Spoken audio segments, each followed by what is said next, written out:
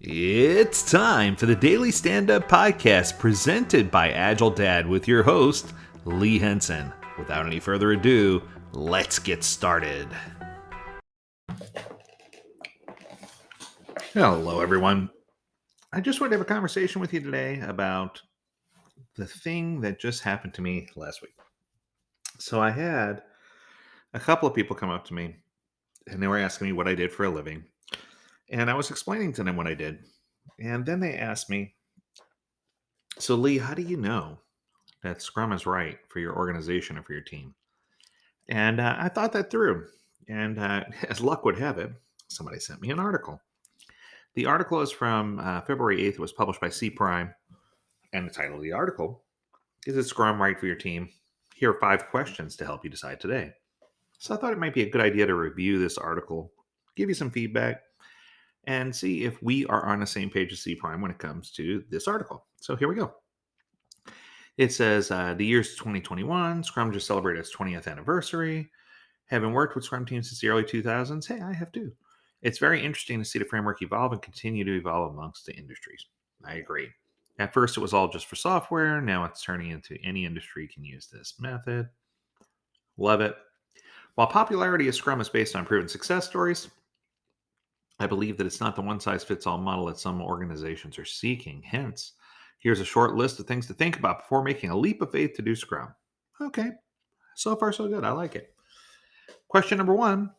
Is your team or organization cross functional, or are they ingrained in rigid silos? Let's see where this is going.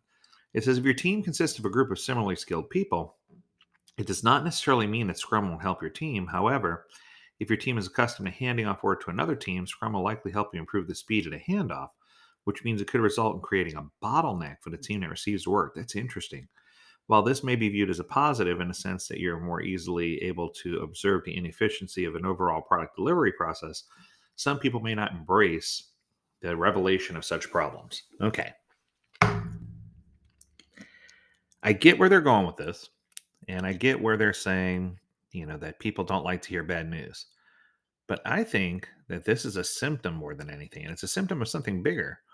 If you have people who are working in silos, I can tell you now, just right out of the gate, fact.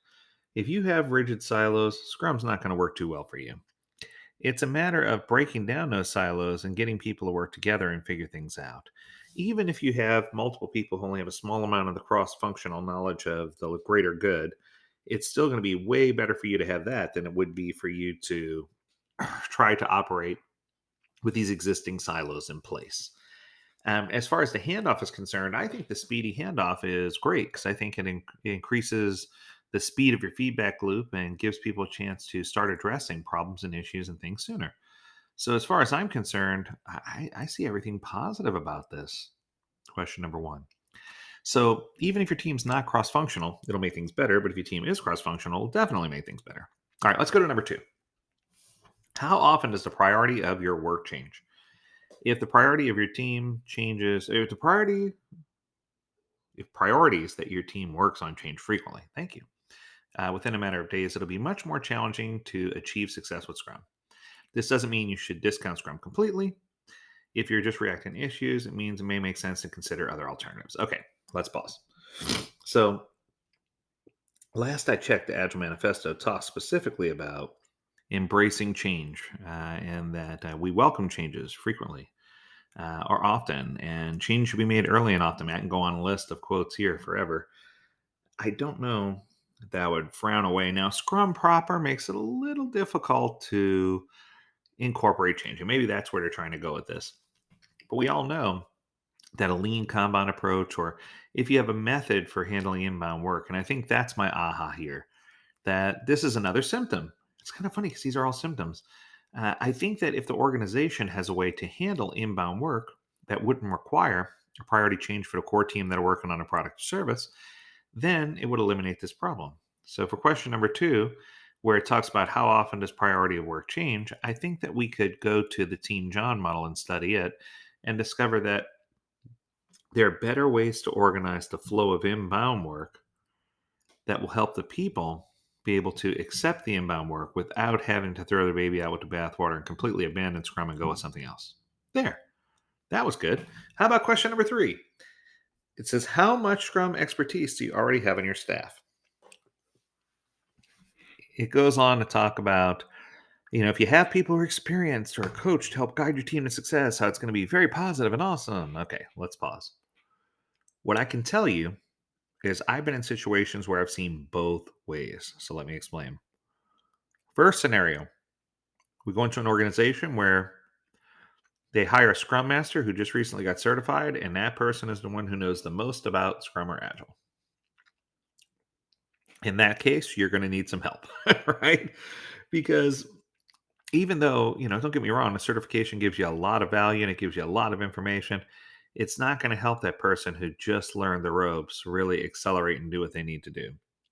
So I feel like this one's kind of a catch 22 because then on the flip side, I was in an organization that tried to build a superpower, and they went and hired 5 key agilists from big companies, and they brought those in a room and they said, "Do the agile." And it broke down really quickly because everyone was pulling in a different direction. So I think it's a matter of understanding what your rope is and how to hold your rope, making sure you're not pulling in a different direction from everyone else.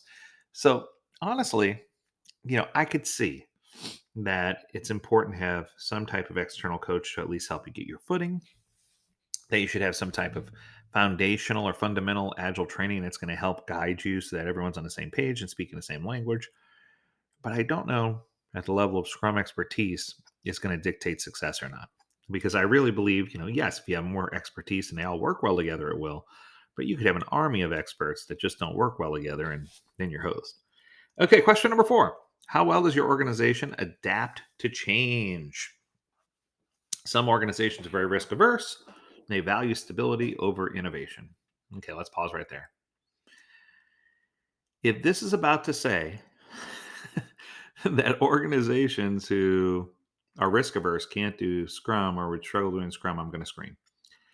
Um, it says, quote, if your organization falls into this category, it does not mean you cannot succeed with Scrum. Thank goodness.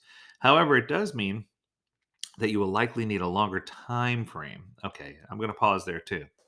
Some of the biggest and fastest changes I've made have been in organizations where they're ready to change, but they are risk averse, whether it's banking, financial, insurance, where there's risk and auditory compliance related things, etc. What I've discovered is that sometimes they are the most ready for change because their industry hasn't changed in so long. When you introduce new ways of doing things that help them be more efficient, they're more receptive many times than organizations that actually embrace change. There you go. Number 5, does your team enjoy working with each other and helping each other out? Amen. So it sounds like an odd question, but organizations have some type of dysfunctions because people are complex creatures and they're not always easy to work with. This has to do with the whole model of self organization. And it has to do with making sure that the team feels empowered to vote someone off the island if they need to, or to address key issues together, or to make sure they have the level of focus necessary in order for them to be successful. What I can tell you is that this one is incredibly important. I think that teams often will overfill their bucket and not have enough bandwidth to help other people out, which is one concern. I also feel like teams don't work well together sometimes when they're just culturally different or physically different people. And sometimes it does require us to say, one of these things do not belong here because it's not quite the same. And it's not being, how shall I put it? It's not coming in with bias and throwing someone off the bus or making someone lose their job. It's none of those things. It's coming in and saying, hey, this person's not a cultural fit for our team, but they're very good at what they do. Perhaps they'd be an even better fit on a different team. I've had that happen before and it works really, really well, right? Teams need to feel empowered to make those pivotal adjustments in order for them to learn more about each other and to grow together. Because if not, the team will never make it to high performing. All right. Well, you know what? That's going to do it. That was a good list of 5 questions. So, congratulations to C Prime. It was a good article. I think overall, the message you're trying to send is clear, but I think that there with a little fine tuning, it could have been even better, but it's all good. So, I hope you appreciated this review. And if you have an article you want us to review or a topic you want us to talk about, feel free to reach out to learn more at agiledad.com. We'd love to hear your ideas. As always, we encourage you to stay healthy, stay well, and stay agile, my friends. Until next time, do take care.